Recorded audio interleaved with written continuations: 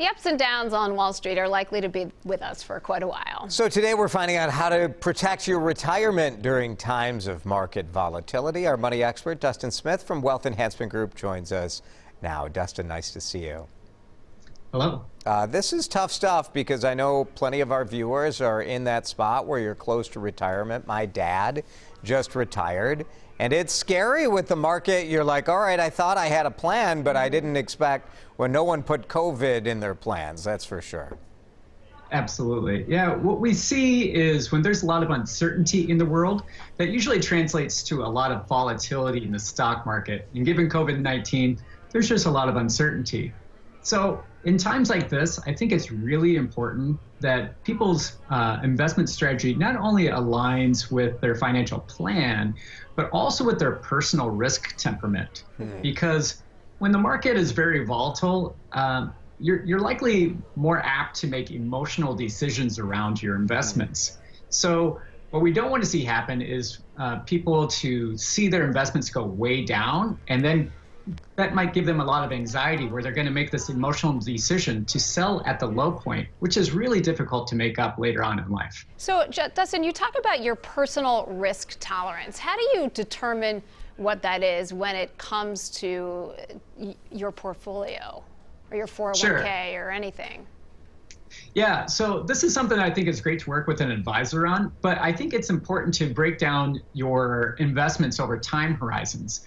Meaning, if you really understand that some of your money might not be used for 10 to 15 years, I think most people are willing to take some risk on that. But the money that you might be needing in a short period of time, you're not going to want to take some risk on. So having some clearly defined understanding of how much money you have that's set aside for the very long term and how much you have set aside for the short term is a really great place to start off trying to understand what risk you have in your portfolio and what you might expect from that. People often have kind of a messed up idea about having a diversified portfolio too, right? Yeah, I mean, often what we will talk about is stocks and bonds. That's one way that you might hear people talk about diversification.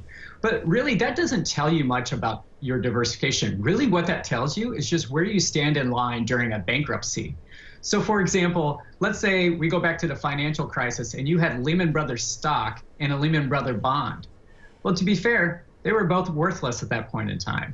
So you need to understand what types of risk your investments actually have, because, for example, bonds might actually have a lot of what we call company risk associated with it, and not just interest rate risk like you might see with governmental bonds. So really trying to peel back that onion to understand the inherent risk of what you have, and just not looking at if it's a stock or a bond is important. And then diversity in trying to figure out in terms of, are you going to be taxed on it now or are you going to be taxed on it later?